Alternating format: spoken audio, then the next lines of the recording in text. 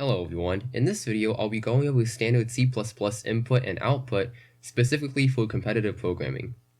Now to get started, let's open up a terminal and I'm just going to navigate to a directory. Alright, now you can use your favorite text editor to open up a file. I'm going to call mine test.cpp. Now every single program starts out with about the basic stuff, so I'm going to have include iostream and int main return 0. Pretty basic.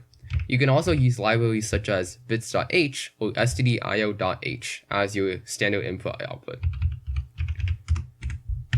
Now, let's start with the basics. How to output information. We can have stdcout to output strings or numbers or basically anything. Let's type stdcout hello world std and l, and let's build and run, and you'll see it prints out hello world down here. Pretty neat.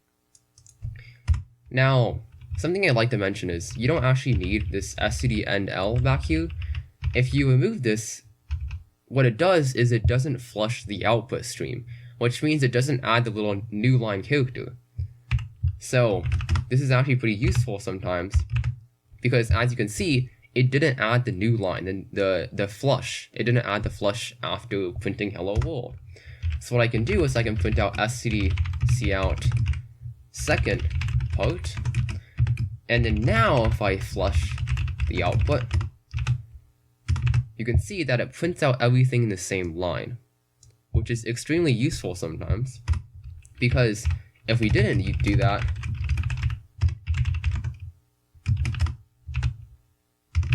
we couldn't have them in the same line, right? They'd have to be on separate lines. So just something to note. You can also print variables with stdcout. For instance, if I have int x equals 4, I can stdcout x, and if I build this, you can see it prints out 4. Cool. Now let's get into reading input from the user. You have to understand that most competitive programming actually has a strict set of rules for how input is specified. So, one of the basic forms of input in competitive programming is integers or doubles or any type of number, and that's usually the simplest to read. What we can do is you can type int x and then stdcn double greater than signs into x. And you have to be sure to use the double greater than signs, right? Because if you do this, it'll give you a wording. So stdcn into x. Now, what this does is it reads one integer, exactly one integer, not separated by spaces, from the user. And now we're going to see out x, and if we run this program, and we type in 5, you can see it prints out 5. Pretty neat, right?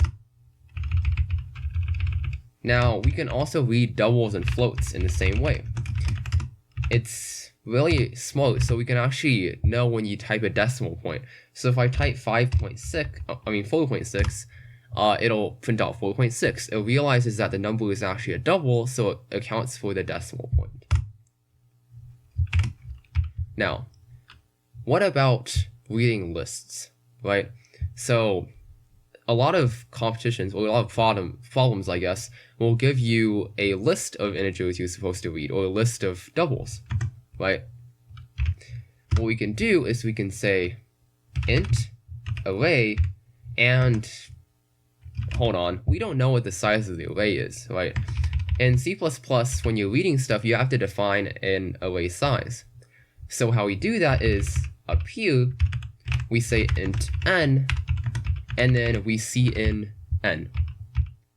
So now we know that the array is going to be of length n, and then we can put n right here. And this basically just tells C++, oh, I want to make an array of this length, right? And then now we can do for int I equals 0, I is less than n, plus I, stdcn into a of I. And down here, let's just see out A, for instance. So, like I said, there's a lot of strict rules that most competitions will follow on giving input. And one of those general rules is that if they're giving you an array, they'll tell you the length of the array in advance, right? They're not just going to throw an array at you and tell you to read it. What they're going to do is they're going to say, I have an array of length n, and I want you to read the array. So if I compile this code and I execute it, what the competition will give you is something like 5, right? So it's basically saying there's going to be 5 items in the next array, and the 5 items are 1, 2, 3, 4, 5. And as you can see, it read the array. Now, this looks weird because it's actually just a memory address, right? It's the memory address of A, but the actual numbers are stored inside of A. So that brings us to characters, right? Sometimes you have to read strings. And again, we can think of strings as sort of just an array of characters, right? And a character is just basically a single character, like A, B, C, D, whatever, 1, 2, 3, 4, right? So how do we read that? Well, it's actually really simple. We can call this call, and then call of S maybe, stdcn s of I, and stdcl s. So what this is saying is, we're going to have an array of characters, which if you think about it, a list of characters, basically a string, right? We're going to have an array of characters that's of size n. And we're going to cin into s of I the same way as we cin into the other array. And down here, we see out s. Pretty straightforward.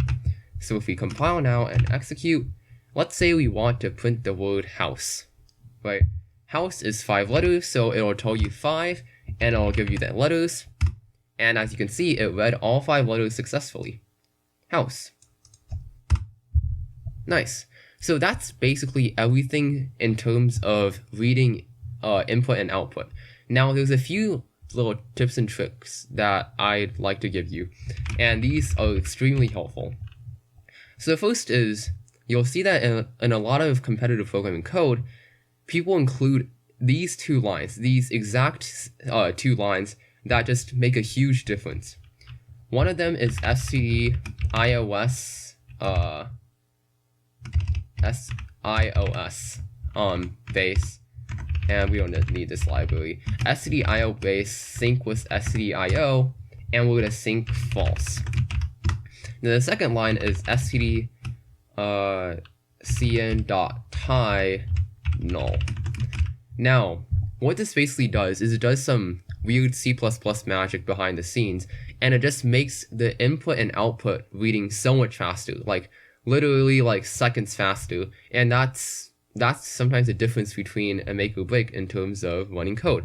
I've actually lost a lot of problems on the first attempt because I forgot to include these 2 lines, and the program runs as fast as a turtle, right?